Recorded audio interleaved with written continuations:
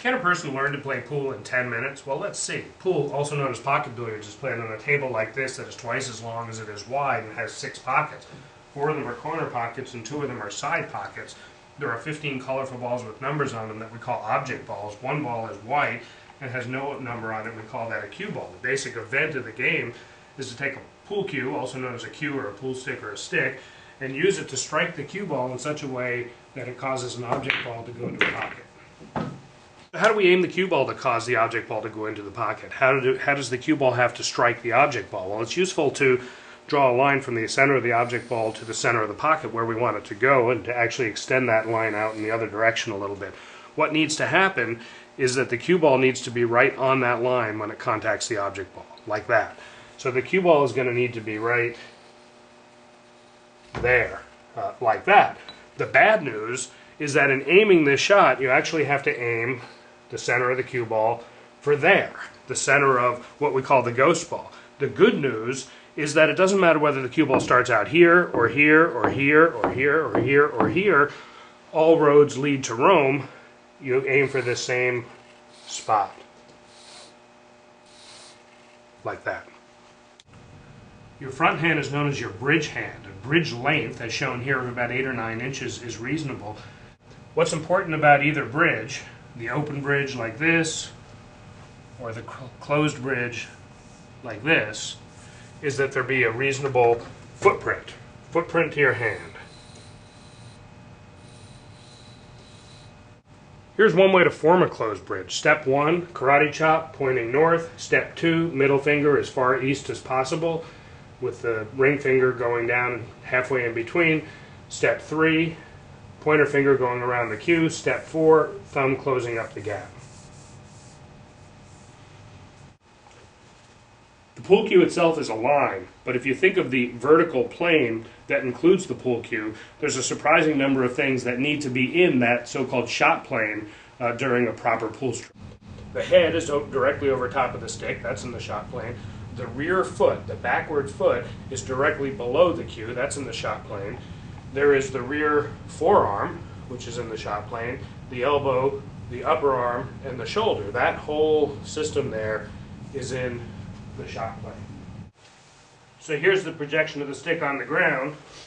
The rear foot goes directly below the stick like that, and the left foot goes out about 45 degrees like that.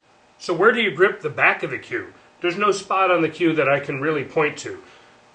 With the bridge being 8 or 9 inches, the left arm being more or less straight to keep a consistent distance back to your body, orienting your body like I discussed in the stance, where your rear hand goes is determined by the fact that your forearm is completely vertical when the tip is near the cue ball. There are over 230 different movable joints in the human body, and if this was a video about golf or bowling, I'd be talking about a complex, carefully choreographed, simultaneous motion about many of them. But this is not about golf or bowling, it's about pool. And as it turns out, pool is all about this one. That's it. It may look like I'm doing a baseball bat type grip on the back of the cue, but I'm really not. I'm holding it loosely, and it's really about this part right here. When I'm in the back part of my stroke, the rear part of my palm is not touching the cue. When I'm in the finished position, the rear part is. So here's a shot with a ghost ball position that I'm imagining, and you can see the line of the shot. Here's the extension of that same shot line a few steps back from the table. I'm going to approach the table with my cue vertical and in the shot plane, and then I'm going to plant my foot right on this line and get down into shooting position. So I'm down in the set position. My tip is at the cue ball, my rear forearm is vertical, my cue is as level as possible, and my chin is down low on the cue. Remember, it's just a pendulum motion about the elbow like this, so I'm going to hold my arm here to kind of emphasize that. It doesn't matter if the shot is going to be soft or hard. The backstroke, the final backstroke is going to be the same. I'm going to go back slowly, followed by a slow, smooth transition to forward motion, and then forward to the finished position.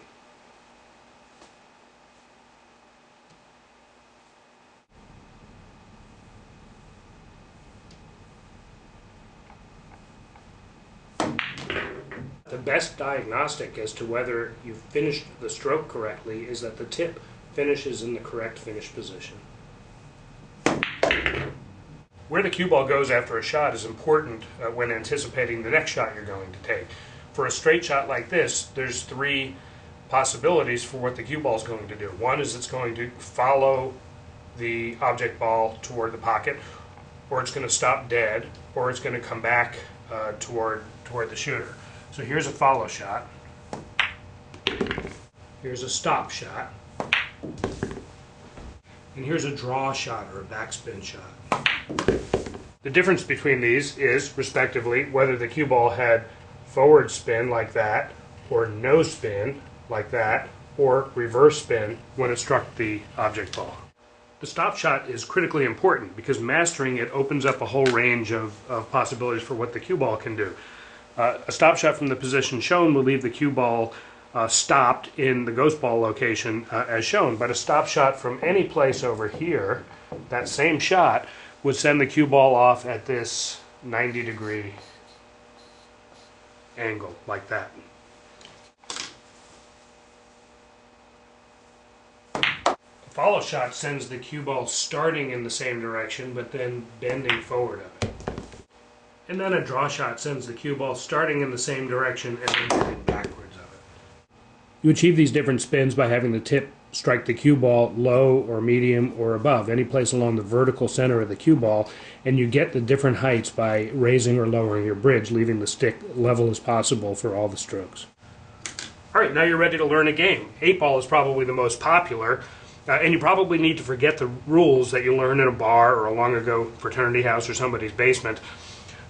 If we remove the 8-ball, which is solid and black, the remaining 14 balls have 7 solid colored balls and 7 striped balls. One player is going to have solids, the other player is going to have stripes, and the object of the game is to sink or pocket all of the player's balls, which gives that player the opportunity to sink the 8-ball on a legal shot and win the game.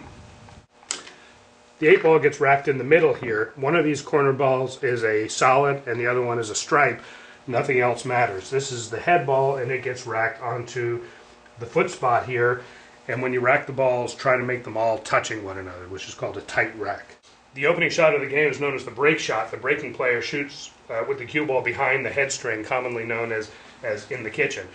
At this point in the game, it's said that the table is open, meaning it's not determined who has stripes and who has some. The only other time this head string matters in the game of 8-ball is if the player on the break scratches the cue ball. If the cue ball goes in a pocket, then the opposing player must begin starting behind the head string and shooting a ball that's out of the kitchen. Always swipe some chalk onto the tip before every pool shot.